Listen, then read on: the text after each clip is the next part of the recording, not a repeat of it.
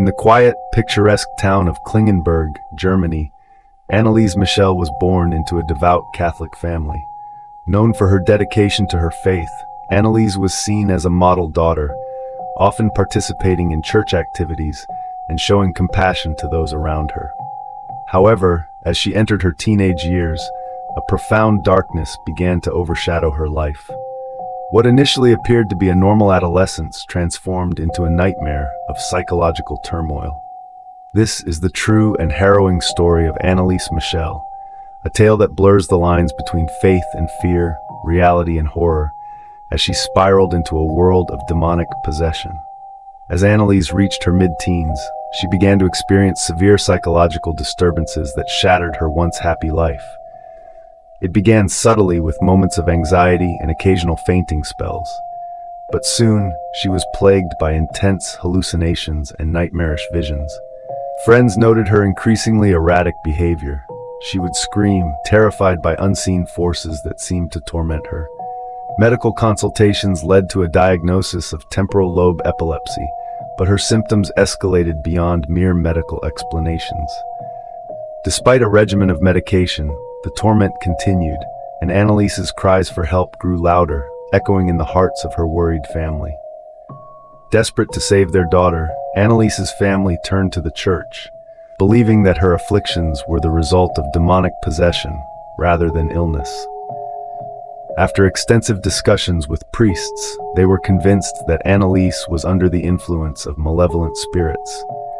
The family reached out to Father Arnold Renz, a priest experienced in exorcisms. As the church agreed to investigate, the Michel family clung to the hope that their daughter's suffering would soon come to an end. They were unaware that this decision would lead them down a path of darkness and despair. In 1975, the first exorcism took place in the family home. Father Renz and Father Walter N. Schmidt arrived equipped with holy water, prayers, and an unwavering belief that they could save Anneliese's soul. Anneliese, now a shadow of her former self, lay on the floor, writhing and screaming in a voice that was not her own. The priests believed she was possessed by several demons, among them the spirits of Judas Iscariot, Nero, and Cain. Their chants and prayers echoed through the darkened house, filled with an atmosphere of palpable fear and desperation. They recorded her violent reactions, documenting every chilling word and gesture, convinced they were witnessing a battle for her very soul. As the days turned into weeks, the struggle intensified. Anneliese's behavior became increasingly erratic. She exhibited extraordinary strength, often throwing the priests off her. They witnessed her speaking in tongues, spitting, and even contorting her body in unnatural ways. It was a horrifying spectacle, filled with terrifying screams and cries for help that echoed throughout the household. Friends and family were called in, witnessing the harrowing events unfold, and they, too, were drawn into the nightmare.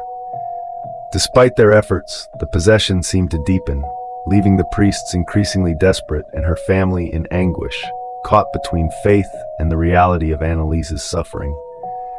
As the exorcisms dragged on for nearly 10 months, Anneliese's condition deteriorated further.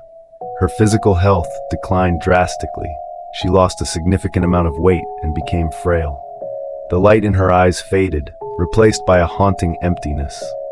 Her cries became more desperate, often expressing her fear and despair as she pleaded for release from the torment she endured.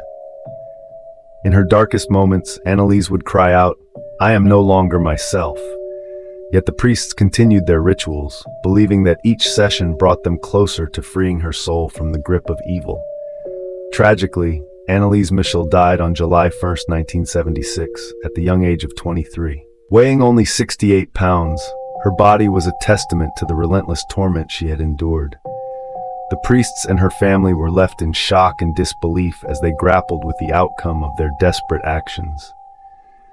Anneliese's death sent shockwaves through the community and beyond, leading to a complex legal battle.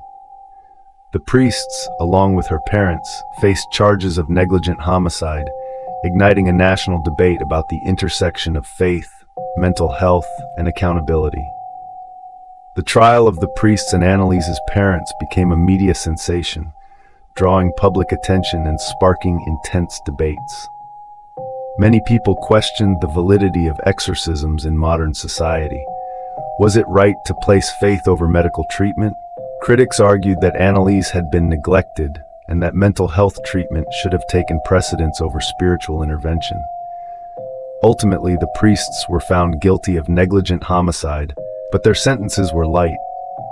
The case left an indelible mark on society, challenging the perception of faith, mental illness, and the responsibilities of those who claim to heal. The story of Anneliese Michel continues to resonate with those who hear it. It raises profound questions about belief, possession, and the battle between good and evil. Was Anneliese truly possessed, or was she a victim of a society unwilling to confront mental illness? Her tragic tale serves as a haunting reminder of the consequences that arise when faith and fear intertwine. The ambiguity surrounding her fate invites speculation and fear, leaving many to wonder what truly happened in those dark months of exorcism. Anneliese's story inspired numerous films, documentaries, and discussions that delve into the intersections of spirituality, psychology, and horror. While her life ended tragically, her legacy serves as a cautionary tale about the dangers of ignoring mental health in the name of faith. Today, her story remains an unsettling enigma, a chilling reminder of the complex interplay between belief and reality, and the horrors that can unfold when we fail to recognize the human behind the haunting. The haunting story of Anneliese Michel is one that resonates deeply, echoing through the corridors of both faith and mental health. Her tragic journey raises unsettling questions that linger long after the final pages of her story have been turned.